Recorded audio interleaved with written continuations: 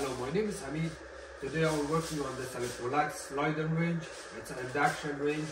The customer's complaint was they were getting E15 error code.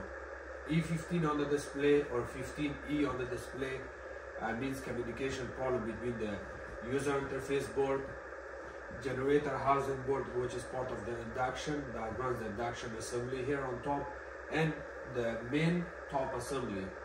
E15, when you get E15 error code, it's all the communications of these three control boards. Again, there's also transformer involved, the power supply board. There's two of them, one here, one here. I'll show you close by. Even if those are defective, they are bad, and they're not working the way they're supposed to, you will also have the E15 error code. So that means there's a couple parts involved. You are getting power from the power supply board going from here DC voltage to the user interface board and on top main board, and I'll show you how it looks. So in order to find the problem on these units, when I get a service call or a service request from my customer, I tell him to turn off the unit for 24 hours and run it again and see if that fixes the problem. If it fixes the E15 error code, they're good to go. I'm not gonna add them on a schedule, but if they get the E15 error code again, then I'm gonna have to add them on a schedule and go take care of them. On this unit, you need to take the door off, which I did already, and then you have two panels on the side, on the left and right. It's right here, held by two screws. You take those off, and then after that you can take the bullnose cover off, which is this one. It's held by a couple of screws. All the screws, bits and pieces are here on the side. These are the one. So once the cover comes off, you're gonna do some testing here. I'm not gonna go in a lot of details here because I have another video about E15 error code. It's a full video and it explains to you what is stuff to check, but it's just a quick video I'm making here. The model number is located right here on the side. This panel, you can see the model and serial number is right there. And looking at that, you can order your parts. The first thing you want to check is your power supply to make sure you're getting 120 volts coming in. And then from there, you see these 4 wires. You're getting power from here to the display, and from this power supply, the second one here. Make sure you're getting 120 here, and then you're getting DC voltage here on this one. On all of these 4 wires, you're checking 8 volts and 16 volts, if I remember correctly. And then you're checking your ohms and resistance on this wire, on this wire that comes all the way back from the generator housing board. The reading should be about 30,000 ohms. That, and of course these cables, you can't test anything.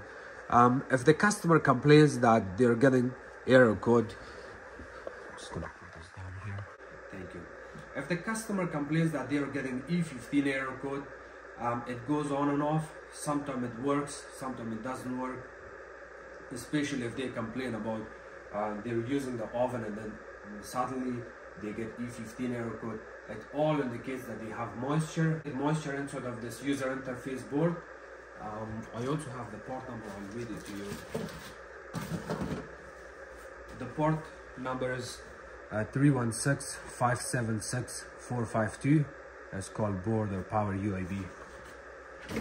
So if the customer complains that the E15 error code goes on and off all the time, sometimes they have to turn off the breaker, don't use the oven for a couple of days, and then the error code disappears and then comes back again after a couple of days. I would say 90% it's the user interface board. Just go with this part in hand. First of all, do some of your testings here. Just don't replace your part blindly and say that I'm fixing it because I saw a YouTube video. No, don't do that. Do your testings properly. Check your transformers. Check your powers going from the power supply boards to the user interface board. If everything seems okay, then that's the time you want to discuss this with your customer. tell them you cannot make any promises like 90%, there's 90% chances of fixing this. But again, you're not a magician, so you cannot tell exactly 100% that's the problem. Replace your board and hope for the best. That usually takes care of the problem. If the customer complains with E15 error code, that when they get E15 error code, the whole control panel here stalls. Sometimes the button works, sometimes it doesn't work. Then that's the time you do not want to replace your UIB or power board here. Then in that stage, you're going to focus on the whole top display board. This is about $1,500. Again, always give your options to the customer. This is also a big job because once you remove this gasket to replace the top board, you're going to have a hard time. Hopefully I'll make a video in future showing you how to replace this big large board. It's complicated. If you're a technician and you know what you're doing, you can fix this no problem. But if you're a homeowner, it's going to be super challenging to replace this. Again, this user interface board is also simple and easy to replace. It's held by four Phillips screws. You take those 4 Phillips screws off. Of course, the unit will be unplugged. And then once you take those off, you can disconnect your cables, your ribbon cables, and then you're good to go. I'll show you once again here. This is the user interface board that's hanging there. I'll show you the 4 Phillips screws here. These screws are holding it up top by these tiny holes. So you take these screws off, disconnect each of these wires. They have tiny small tabs in here. You press on the tab and then open it.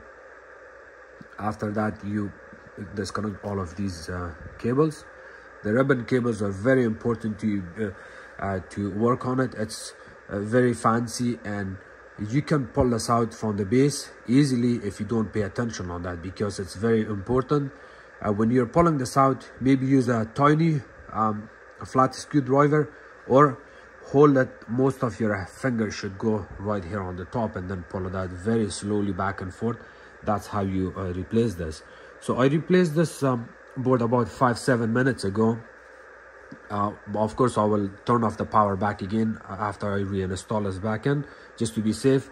And yeah, so this unit is fixed, and I told the customer that if they have the same problem, then they don't want to spend so much money here, because this part is about $1,500–$1,600. With the labor and everything, we are looking about over $2,000 to replace this. And customer already knows this. We talk about recommendation of new appliances for them too. I've replaced over hundreds of these user interface board, power board in the past with similar issue. Again, you always want to do your proper diagnostic first before replacing any part. If you're just watching my videos on YouTube or anywhere, and you're saying, well, this guy replaced the UIB, let's replace it and it's going to fix the problem, it will not fix the problem. Please take a multimeter, do a proper testing before you replace parts. Thank you so much for watching my videos. If you guys have any questions, please comment below. Don't forget to subscribe to my channel, like my videos, and share it with others. Thank you. Thank you so much.